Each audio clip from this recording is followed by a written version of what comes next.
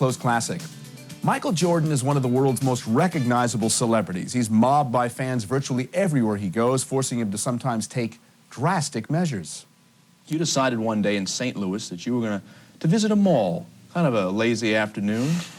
This is what Michael Jordan has to do when he wants to go visit a mall, to go a little shopping. You wear disguises, right? Like the other Michael. Yeah, I did to a certain extent. Not the way I have mustaches and fake stuff on, but I had shades. I turned my head and my hat backwards and then wear high water shorts and pants and stuff and look just kind of awkward. And you'd figured that would be enough.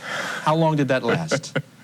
About an hour and 15 minutes, not long. They recognized you, that was the Michael Jordan! Yeah, a couple of my teammates were with me, but what gave it away, I was walking with Brad Sellers, and he was, 7 feet, and everybody sees 7-foot guy, they're gonna say, well, he plays basketball, and then they kind of stare at me, and that gives it away. Well, people always ask you, and I'll ask it again, do you feel you're a prisoner of your own fame? Yeah, a little bit, yeah. I kind of brought this on myself, but there's some advantages and disadvantages for being in my shoes, but when you want to go to a mall and when you want to enjoy yourself and hang out with the guys, it makes it tough, but you have to put up with it, and sometimes you want it. I mean, initially, when I first got into the league, it was fun. You have to admit, to sign autographs and be recognized and people know who you are, it's fun, but after a while, it does get old, and now this is something that I have to deal with it because I enjoyed it from the beginning, but I have to deal with it now.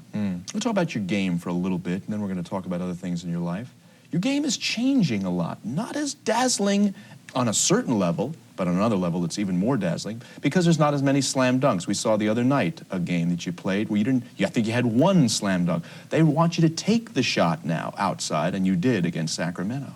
Well, I'm taking what the defense is giving me. I think the scouting report, if I'm not mistaken, about Michael Jordan is that make him shoot the outside shot. And once he shoots the outside shot, if he can't hit it, then that's his weakness.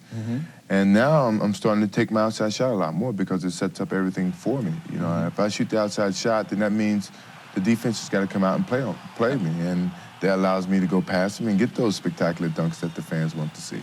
I was going to ask you about these spectacular dunks, and there's a lay-in that's even more spectacular on some level.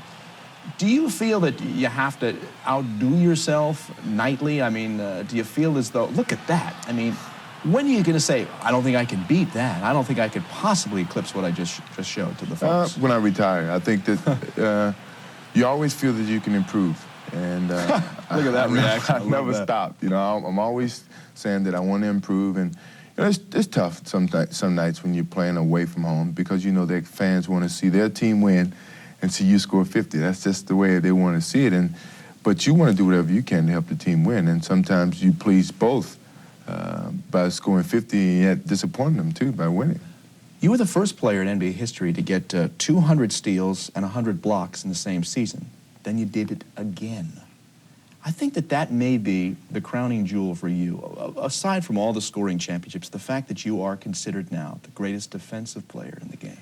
I like to be known for my defense. I think that's something that's overlooked. I think offensively, when I average or score 50 to 50-some points, that can be seen. That's what most people see is the scoring part, but they don't see the defensive part of the game. So I enjoy getting the recognition on the defensive end because it complements my offensive skills. Are you able to make the transition, though, from offense to defense as easily as you'd like? They say if there's one part of the game that perhaps you'd like to improve on, that would be it. Yeah, I would think that being that I'm not called upon to do so much on the offensive end, I think that allows me more energy to be a Michael Cooper or Alvin Robinson who can deny the ball and play them straight up defense. A lot of my defense comes from the gambling, where the teams, where I'm allowed to leave my man and help out on the big guy and sneak up from behind and get the block shot or the steal. And a lot of people say that's gambling, but gambling is a part of defense. My favorite moment, I think, in all of last year was when you slammed a dunk, and a big monster dunk over John Stockton of the Jazz, and one of the fans yelled out, you know what I'm going to say, one of the fans yelled out, hey, pick on somebody your own size. And the next opportunity you had, you slammed a jam over Mel Turpin, who's about 6'10", and you yelled back at the fan. What did you yell at him? Is he big enough? Is he big enough? You like to talk to the fans on the court. I do. I think the fans should be involved in it. They're here to see the game, they're here to see the entertainment, and if you don't talk back to them, then it seems like you're isolated from them, and I like talking back to them. I think Magic does it, and I think it's a part of the game. I think it shows that you enjoy the game so much that you don't feel that the game is such a business that you don't want to talk to people and show that you love the game. Still to come on Up Close Classic, the birth of Air Jordan.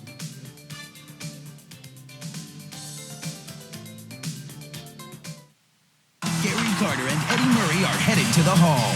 But Sunday, the Hall is coming to you live. Don't miss this year's Baseball Hall of Fame induction, only on ESPN Classic. Plus, from the kid in the clutch I just knew one way or another I was going to get on base. to Eddie powering the Birds. Orioles are world champions. See what makes these guys two of baseball's best. The 2003 Hall of Fame induction. It all starts at noon Eastern and will go live from Cooperstown at 1:30. Sunday, only on ESPN Classic. News.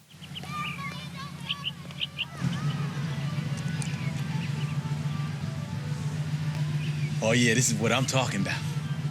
Is it fast? Super fast. Woo! You still limping along over there? Sorry. How'd you get your wife to okay this, man? Please. Oh, it's so cool.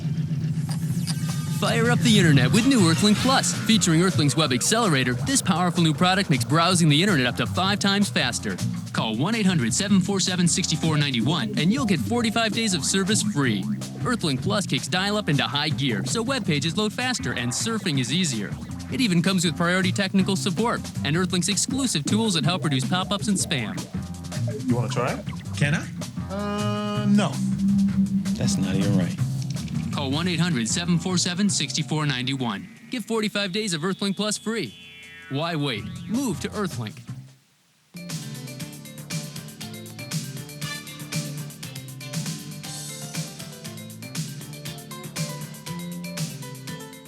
We want to talk about the dunk. But before we get into the people who shaped you and inspired you to dunk, I want to talk about where the dunk comes from, where your game comes from. Rural North Carolina, Wilmington, North Carolina. We have some video of the beauty that is North Carolina and those lazy summer afternoons playing on the blacktop. Let's reminisce a little bit. There, of course, is the campus. And what North Carolina gave you in your life that maybe you couldn't have gotten in a big city? Well, I think from a big city, it kept me out of a lot of trouble. I think you go into a big city, you got the more chances to be into trouble. Plus, being in North Carolina, I think it put me in a residential background that your parents could have a bigger influence on you, I think. And plus, I think it helps me keep my mind to earth. You know, being in a big city, you kind of get caught up in the glamour a little bit, and being from North Carolina, you kind of keep your feet on the ground. But Childhood friend of James Worthy, by the way, too. Yeah. Right? Play a lot of one-on-one on the courts. we did in college a lot, but I think that the University of North Carolina really gave me all the different fundamentals that I've learned about basketball and little things about life. I think they really taught me a lot about it. 9 years ago, I think it was only 9 years ago, Wilmington, one night, Williston High School against D.C. Virgo. You remember the night? You were 5'9", a ninth grader, and you were a junior high school dunking for the first time. Didn't know I did it. Not a lot of junior high school kids can dunk, especially at 5 But everybody tries now. I bet Everybody now. tries. You remember the night when the fans went ooh and ah, and it really kind of powered you. It was almost like a natural athletic high. Right. I remember I've gotten a steal. I was on the break, and I've been trying in practice for so many times, and I never seemed to do it. And I guess the intensity of the fans and of the game, I went up to lay it in, not to dunk it, but to lay it in, and I felt I was high enough to dunk the ball. And I kind of just flipped it over and dunked it. And it was a baby dunk, but it was a dunk. You didn't do one of those parallel to the basket things or anything No, like that? no. Remember watching TV when you were a kid and seeing Dr. J and saying, I want to be like this guy? I've seen Dr. J. I mean, he was an epitome of a lot of kids. I mean, when you thought of the NBA, you thought of Dr. J. That's how much he meant to the game. He carried that label for that long, and everyone wanted to see him dunk the ball. So I think his dunks really inspired a lot of people besides myself. Yeah, we're going to take a look at Julius in action. There he is, Whoa! What do you call this one right there? I don't know. I think Dr. J is like myself. We never really name our dunks. We let the fans do that. I think they enjoy doing that. We enjoy doing them, and I think they enjoy naming them. Do you feel that you carry on Julius's legacy to this game? I think I have a part of it. I think Magic Johnson, Larry Bird, Isaiah Thomas, I think all these people, along with myself, carry that label of the NBA. I think Julius and I are very similar in terms of what we try to do with the kids and what positive role models that we try to be. But I don't think anyone can carry the legacy like he carried it. You were talking this before about the kids and how important it is to be a role model. For whether you want to or not, it is the case in your life. And you've got 5,000 square feet living out of Chicago, a beautiful new home. You've got a Porsche, you've got a black Vet, multi-millions of dollars. But still, when you get one-on-one with a child, and you are moved by a child for whatever reason, in this case it would be the Make-A-Wish Foundation, all the money in the world doesn't mean that much. It's just you and that child, right? You're right. You feel how fortunate you are that you obtained something like this, and that is the picture. I remember I was playing him one-on-one in a wheelchair, and I thought it would be easy, and it wasn't. That little kid just wore me out. And it made me praise him a lot for having the determination to keep hold of those dreams of playing basketball. And I had to feel a lot for him because he really felt that he could beat me, and in those dreams he wanted to play me, and he beat me in fair and square in his game. And you have to think about that for a minute, and I don't feel above those people when I do those things. It really brings me down to earth when I do those things. For all of the things that you have going for you in life, and it is considerable, I mean, you are the Michael Jackson of professional sports, all of sports, truly, that you don't ever lose sight of the fact that, my God, I love playing this game. I love the fact that I can virtually have anything I want, but I never forget who I am. You are anchored to that belief. And that comes from my parents, I think. It's great. I love the game of basketball, and I feel that if I didn't get paid right now, I still play the game of basketball without a doubt. And I don't want to ever lose that love. If I do, then I want to quit.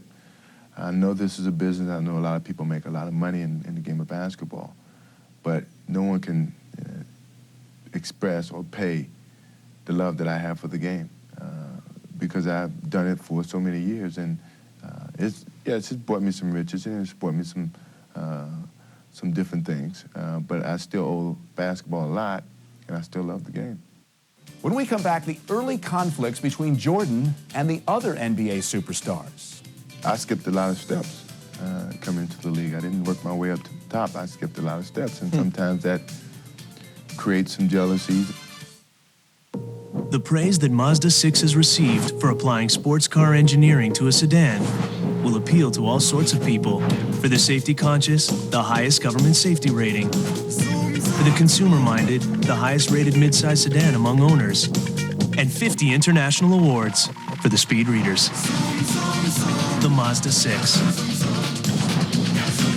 Now get 0.0% APR financing for 5 years or $1,500 cash back on selected 2003 Mazda 6 models.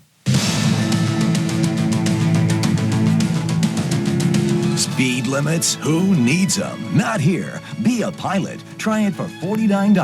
1-888-BE-A-PILOT or beapilot.com. The world's a beautiful place when you see it from the pilot seat. Learn to fly. Get started for just $49. Call 1-888-BE-A-PILOT or beapilot.com. Ever wondered what it's really like to be a soldier? What do you got? I have a sit rep from Alpha Company. BT, ready to be verified. Verified. Put yourself in the picture with this free video. You'll see over 200 great jobs in the Army and over 180 in the Army Reserve. You'll also see what skills you learn, how you can earn money for college, even what soldiers do in their free time. Call 1-800-984-ARMY now and get this free t-shirt and your free video. Put yourself in the picture and see what it's really like to become an Army of One. Put away the sunblock. Football's back. Halfway around the globe, the Jets have landed, and the Bucks are through basking in Super Bowl glory. Two of the game's fiercest leaders ready their squads for battle. Jets, Bucks, 8 p.m. next Saturday on ESPN. His personal hell. He said, I really don't want to die. His public controversy. He's been tested more than any other athlete. His triumph over it all. He said, well, you have to make your own miracle. Lance Armstrong. Sports Century, 8 Eastern Sunday on ESPN Classic. 1989. Inbounds pass comes into Jordan. Here's Michael at the foul line. A shot on the Classic. Welcome back. When Michael Jordan entered the NBA in 1984, it was the league of Magic Johnson and Larry Bird. And while it seems hard to imagine today, back then Michael was often cast in the role of the outsider. Let's talk about your peers. We have the cover of the Street and Smith annual basketball issue, and there it is, Larry and Michael and Magic. When you're on the court with either of those guys, do you ever say, wow, I wish I could do that, or I wish I would have done it that way? Yeah, I'm amazed by certain things that they do, and sometimes it is a sense of trying to imitate one of those players. Or intimidate, too, whatever the case might be, right? But I love playing with those guys because you know they're going to be very competitive. They got hearts just like you. They want the ball when the time's running out. And they're one of the greatest players in the league. And sometimes it's great to play against players like that. And a lot of people compare us, and a lot of people put one above the other, which I don't think is fair to either one of us. But it's fun. I love being around them. It wasn't always fun, though, admittedly, with you and Magic and Isaiah. I'm talking about 1985. A lot of basketball fans are aware there was what they call the freeze-out. For some reason, Isaiah and Magic didn't necessarily like what you were doing on the court, and they decided to have their own little freeze of Michael Jordan, to literally not let them be affected by you, or for you to be a factor in the game. You were able to smooth it over the years, but initially it was difficult to get acceptance. It was tough because I was very confused. I didn't understand exactly what was going on. I didn't understand the reasoning. I felt that, I always felt that I was the lowest on the totem pole and had to work my way up, so I didn't go in cocky. I made sure that I wasn't going to do that. But I finally figured out as I got older that natural jealousy is a part of professional sports and any job. Mm-hmm. And I felt I skipped a lot of steps coming into the league. I didn't work my way up to the top. I skipped a lot of steps, and sometimes that creates some jealousies and just natural jealousies. But right now, I think we both, and all three of us, we realize and we respect all of us, all three of us, and we've gotten over that period. I think that was more or less the initial part of it, and I still respect both of them, and I spent a lot of time with Magic in his game. And what'd you score, by the way, in the Magic All-Star game this past year? 52, 50-something? 55. Something like that. I just wanted to find out if you were paying attention. But I enjoyed it. I mean, I saw him, I spent some time with him at the fight, the Tyson fight, and then I came back in the latter part of the summer for a vacation of 7 days, and I called him up and see what he was doing, and we met at a club, and that's nice. We hung out. But I think we're all over that period. It's something that initially happened, and I don't have any regrets or any problems with them right now. You mentioned the Tyson fight. I wasn't going to bring this up, but I will anyway, I guess. There was a rumor that Robin Givens sent her resume to ProServe, your management firm, seeking to date Michael Jordan. Is that true? It wasn't really her resume. What was it then? I was back in school. I was working on my degree, and I think she was coming up for a new show, which was head of the class, and she had the premiere party for that. And her publicist asked who would she love to escort her to the party, and she threw out my name, not thinking that her publicist would track me down to see if I wanted to go. And he did. He sent her bio to ProServe, and ProServe sent it to me, and I was in my final exams, and I couldn't go, and I called up and said that I wouldn't be able to make it, and hopefully sometime I get a chance to meet her. All things being equal, maybe this is unfair, but are you glad that maybe one thing didn't lead to another and that maybe she was Mrs. Jordan? No, at the time I was in a relationship, so. Oh, I see. I see how you I got was it. covered. We do this periodically for special people, and that is I'll throw a word at you. It doesn't have to be a one-word response. Maybe it can be a few sentences, but these are important words in life, and maybe you give us some insights as what they mean to you. What's triumph mean? What do you associate with triumph? Winning, all the time, winning. How about joy? The game, I love the game. Fear, what's your big fear? Snakes. Snakes? Just any kind of snake? Any kind of snake. Doesn't have to be poisonous? No. But freedom, on and off the court. The game, I love the game. It frees me from a lot of things. Art, feel you're an artist out there? Yeah, I think so. I think I'm an artist, especially when I create and I don't know what I'm doing. Love? My parents. Passion. The game. Reverts back there. Yeah. Finally, the moment. When is the moment? When does it become the moment? When you're on top. We'll be back with more